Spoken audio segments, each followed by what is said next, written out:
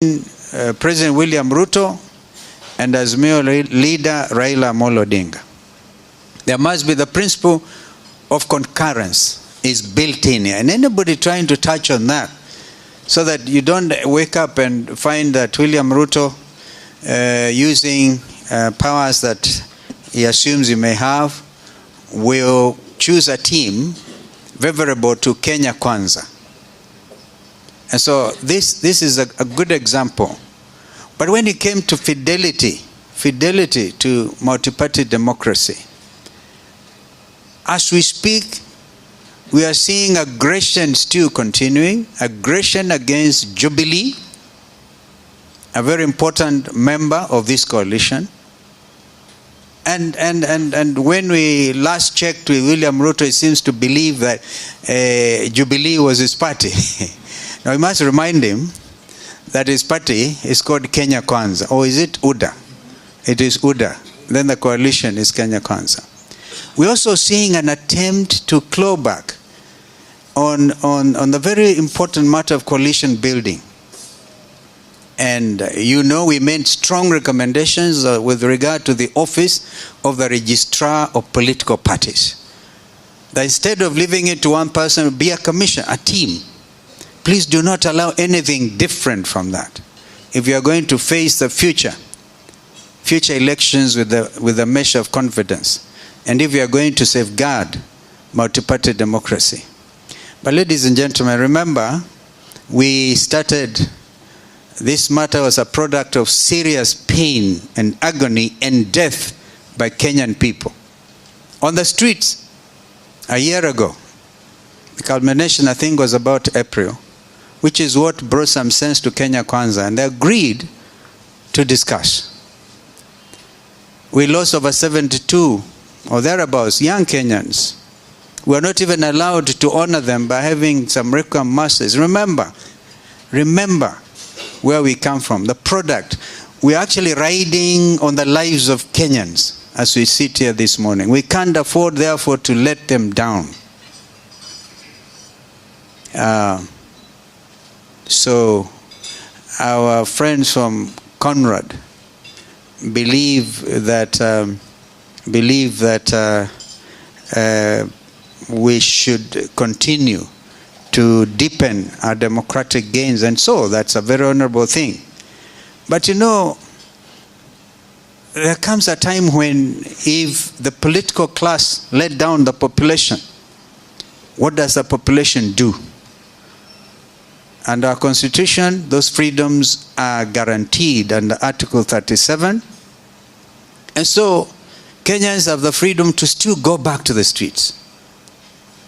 And we hope this time, if that happens, particularly if this aggression continues against the basics in our Constitution, then Kenyans should be allowed to do what is in the best interest of this country.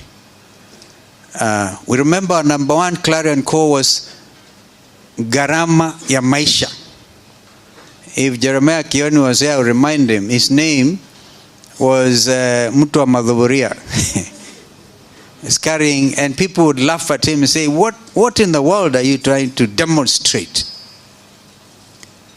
Now, we need to tell Kenya Kwanza that revolutions begin sometimes in the streets, sometimes in quiet places. Therefore, if this document is not adopted on the basis as it is, we will then tell them that the bona fides are wanting. There's no good intentions on their part. And we saw, for example, an attempt, and I must thank Stuart Matzayo. But Stuart, forgive me, I called you Zakayo when I came in. You know, if you read the poetry, you can see closeness Zakayo and Mazayo. But Stuart, by the way, this is becoming our national anthem, Zakayo Shuka. Because when we call our friend governor, a former governor like Kipia, and one of our foremost economists, you begin to see that this is becoming actually now a clarion call, Zakayo Shuka. And you know, he said, on a light note, he said, what is there in the name? Oh, there's everything in a name. This Zakayo Shuka thing is becoming a Kenyan national anthem.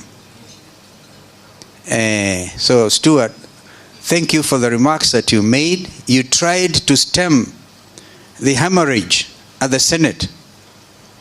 An attempt to even declare Azimio la Umoja, One Kenya, as not being part of what we discussed. So, you did well. And then they went back to what was originally published. You must stick to that.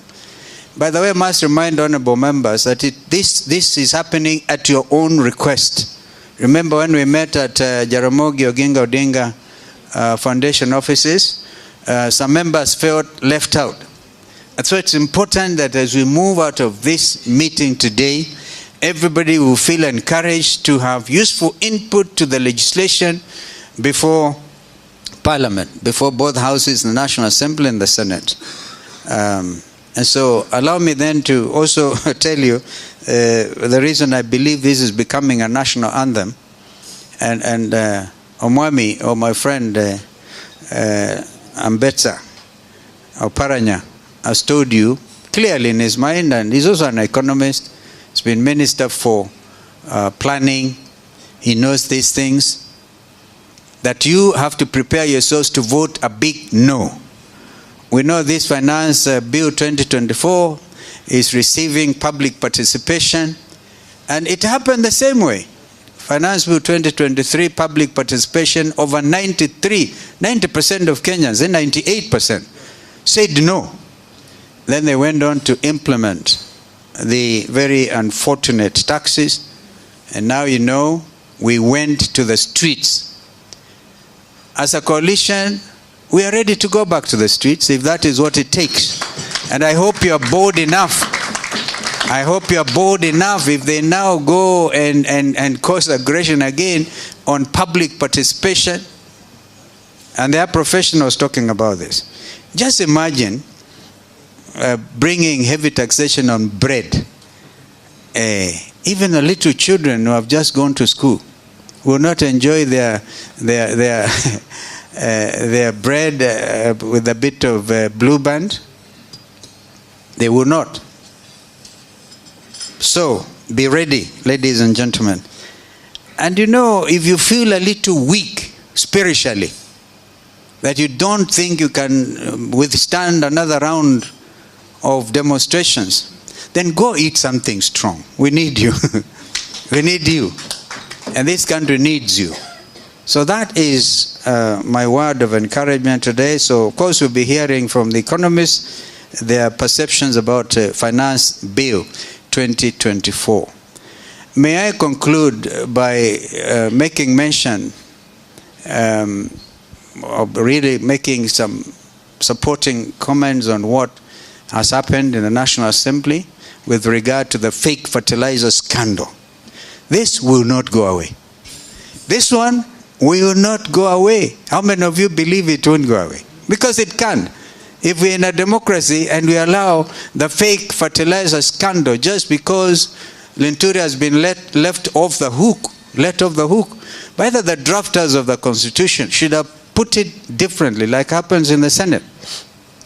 That you get those hearings, because there was a possibility of overrunning the recommendations of the 11-member committee. And we thank our teams because they saw this happening and they walked out. So the product that came out of the 11-member committee is really shrouded in uncertainty. Nobody believes it. Kenyans do not believe it. And so, Kenya Kwanza are in a catch-22. If they think they've gotten away with this one, they haven't. Because the country is watching. Wait until there's a shortfall in the expected harvest levels because of the fake fertilizer. And if you think you can just refund somebody their little whatever they spend on buying the fake fertilizer, and that's it, please remember the environmental damage. Because unless you go and use other things now to reclaim your 1 acre, where you planted the unfortunate substance, you may not be able to make headway in terms of expected harvest levels. We have heard from Dr. Net that food prices in Kenya are the same level as Germany, and everybody knows the high cost of living is still here with us. Finally, I want to urge a spirit of solidarity within the coalition. One of the very key things that we negotiated was a need to amend the constitution itself to make it clear that if you're elected on an ODM ticket and then you are bought off like chicken in the supermarket, all right, and you think your people are not watching, if you feel strong and popular enough, the best thing to do is to expect, after you have gone through the motions, because it is all there. I think Article 103, is it 103 of the Constitution? We need that amended. It is clear. So after that, of course, there must be a by-election so that we can also stop this hemorrhage and what we call, under that particular heading, fidelity to multi-party democracy. It doesn't make sense to cheat the population. And Kenyans have come of age. Clearly they have. Because I'm sure all of us will be witness to the fact, those, for example, who will have been compromised and by the system, given goodies, sometimes 100,000 shillings, we are told, and then you sell your soul for a song. Kenyans are watching, and they are so unpopular, and we know them. We know them. And I think our colleagues in ODM were the first to suffer that kind of consequence. And I'm sure that today, given a chance, they'll come back running. So let's be ready. Let's be ready. So I want to stop there. And really, I don't know who is the next. I also want to actually recognize Advocate Njiru Ndengwa. He doesn't look very tall, but the man is very tall in the head. He's done very well, done a lot of pro bono matters, including appearing with me in defense of aggression against former governor of Murang'a, our brother Mwango area. So we will be ready. We will fight every inch as we move forward. So I want to encourage you. If you want to be on the right side of history, then don't even imagine you can work in an opposite direction from what your colleagues are trying to do, because then you will stand strong and tall. I think that it's an economic team. I'll hand over, to the master of ceremony the microphone to take us through. But please remember, and those who keep on coming, please remember this is your session, because you wanted to be brought on board so that everybody will say, yes, we were fully briefed on the NADCO report. May God bless you. Thank you. And bless our country.